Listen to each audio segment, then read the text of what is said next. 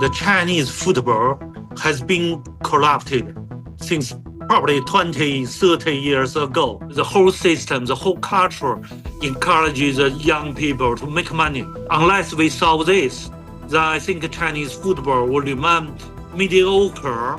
It's going to be better than today, but it's not going to catch up. China's property crisis is in its fifth year, and it continues to deepen with plummeting sales, falling prices and widespread developer defaults. Another casualty has been top-end Chinese soccer clubs. Debt-ridden developers have withdrawn funding, leading to club closures, relegation and an exodus of international talent. Evergrande, which was a major investor in Guangzhou FC, collapsed into crisis and the club folded with it. Guangzhou FC, the 2020 champions, disbanded after their owner's Suning Group entered a crisis. Tech entrepreneur Qiang Bai is one of the founders of Sport8, a Beijing-based sport industry services company with a focus on football and basketball and other sports. Thanks for joining us today, Qiang. Hi, thank you for having me here. Yeah, it's great to see you. So tell me, how big was the impact of the property market collapse on Chinese football? It's huge. I think right now, the scale of the money getting into the football market, maybe 1% of previous. Yes, 1%. Yeah. Wow. And how is the Chinese Super League doing now as a business model? Is it functioning, or is it in trouble? I think right now a lot of clubs, they actually are owned by Chinese government's capital firms. So that's how they can manage to survive as a function of the city government. There is only one exception, which is actually Beijing-based. Beijing-based owner is still a developer. It's a private company based in Beijing. The rest of the major clubs, pretty much they are owned by Chinese government-related capitals. So that's how bad it is. Oh, that's a reality. It is going on right now. Yeah. So there've been a lot of efforts to try and tackle corruption in the league, and I imagine if a lot of the clubs are government-owned, there would be pretty serious measures to tackle corruption. How successful have these measures been? I think you are very right. First of all, we have to say the Chinese football has been corrupted since probably 20, 30 years ago. It's unbelievable. Just imagine all the fans in China. We thought we have been watching football, but actually we have been watching reality shows for the last 20, 30 years, not really football.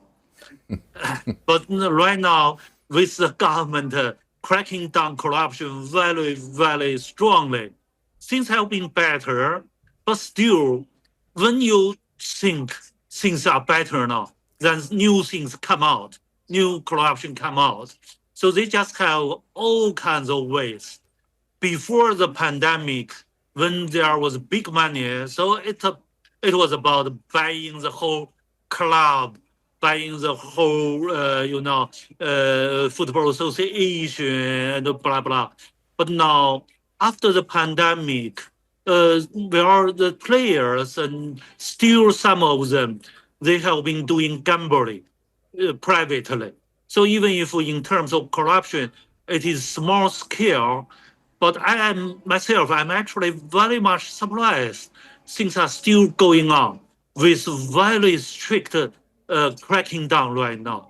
As you probably know, the chief of Chinese Sports Bureau, he actually was recently sentenced to death by probation. And then the previous chief of the Chinese Football Association, he was sentenced to 18 years in prison. The former Chinese national team's head coach, a previous star who played in Evergrande in Premier League in England, he actually also is in prison 18 years. So with all these things going on, there's still some players, doing some gambling and these things. But I do admit things are much better now with a lot of able people. At least they are very, very clean people, very honest people in charge of the Chinese Football Association, in charge of Chinese national team, Chinese youth team. So in this sense, things are much better. And we've also seen these new local leagues like the Jiangsu Super League. Are these commercially viable? Do you think is it a commercial driven or is it more politically driven, do you think? Because now I'm living in Tokyo, so my knowledge about Jiangsu, this league, is also second hand. But as far as I know, they are not that commercial. They started when China's economy in 2023 was in a very bad time. People desperately needed something to cheer them up. So somehow this non-professional league come out first in Guizhou, then in Jiangsu. So far, the league games have been received very, very nicely. There were more than 60,000 people watching a game in Jiangsu League. So we are talking about non-professional league games. So that's very good. But here comes the dilemma. If the league becomes professional, can we still keep the momentum? Can we keep it clean? Can we keep it not corrupted? We don't know. And sometimes I joke about it. I said, the only reason why the Jiangsu League is so good is because it's not professional. If it becomes professional, then all the monies are going to come in, then corruption will happen. So we don't know. So how would you describe, how do you see the future of the football business in China? I mean, football as a business rather, maybe, on the sporting side is one thing, but do you think that football has a future as a business, or is it still a lot of work to go? I think first of all, we are going to see the football level, at least the Chinese national team, will be better probably after another 5 years, because as you remember, back in 2014, between 2014 and 2020, there were lots of pitch constructions. And also, there were lots of youth training, which we actually diligently engaged in youth training in China. We hired more than 340 youth coaches from Europe and Brazil, Argentina.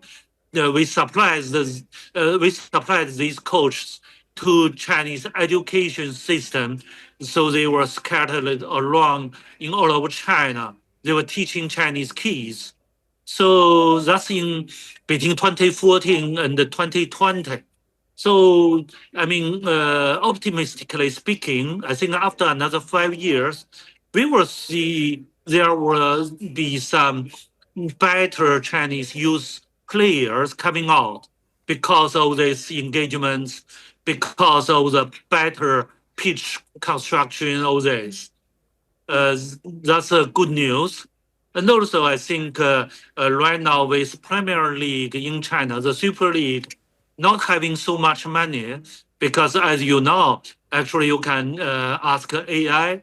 Right now they have these rules. If you are a domestic player, then your salary will be having a upper limit. I think it's I don't remember for sure, but around 8 million renminbi or something like that.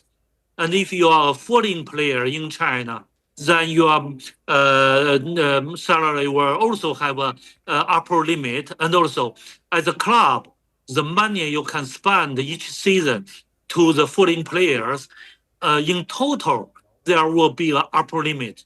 So counting all these things, I believe there will be much less corruption in the Super League. so things will be more stable. But at the same time, I think the root of the Chinese football is because Chinese people, they really want to make money. They only care about make money. It's not like in Brazil, the young kids, they play in the streets. They don't have any money, but they play for fun. They really love having fun. In China, having fun is not something encouraged. Instead, the whole system, the whole culture encourages the young people to make money, make big money.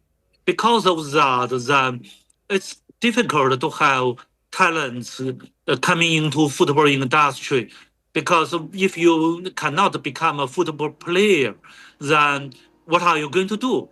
You can only be a physical education teacher at some elementary school. Then that means in your whole life, you are not going to make good money. You're going to make very miserable money. Then so that your parents will not agree you engage seriously in football. So unless we solve this problem, which is a very, very difficult to solve, it's a cultural thing, it's a society thing. Unless we solve this, then I think Chinese football will remain mediocre. It's going to be better than today, but it's not going to catch up it will not catch up with Japanese football, Korean football. No, in my lifetime, I don't think I can see that. Yeah.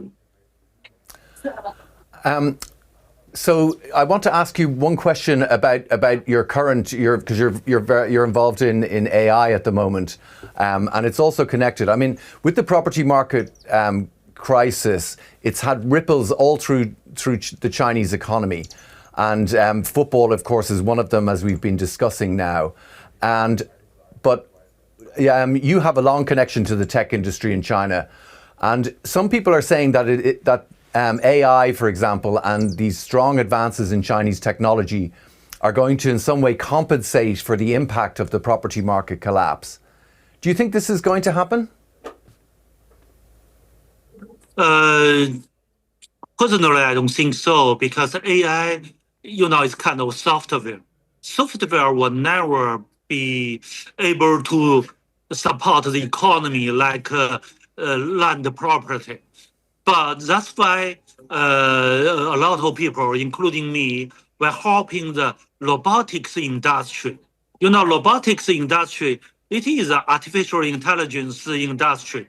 But at the same time, it is a manufacturing business. So if in the next 2 or 3 years, the robotics industry really goes up, then we're going to see a very good hope that robotics industry as a major intelligent manufacturing business to take place of the real estate development. So hopefully when that happens, the whole economy, especially in terms of football, things will be better. Right. So basically, if the overall economy gets raised by these new sectors, such as robotics, as you mentioned, that can also filter through to the other areas of society. Yeah, I think hopefully the robotics industry, the semiconductor industry know this. But I think it's very difficult because, right now, all the technology companies, their number one focus is to going overseas. As you know, there is a word in China today. It's called 出海, going overseas. So in this sense, I'm not sure whether they want to concentrate in supporting football business, for example, in China. Because say if you have a robotics company and it is doing very good in China, then your number one goal is to, make your brand well known outside China.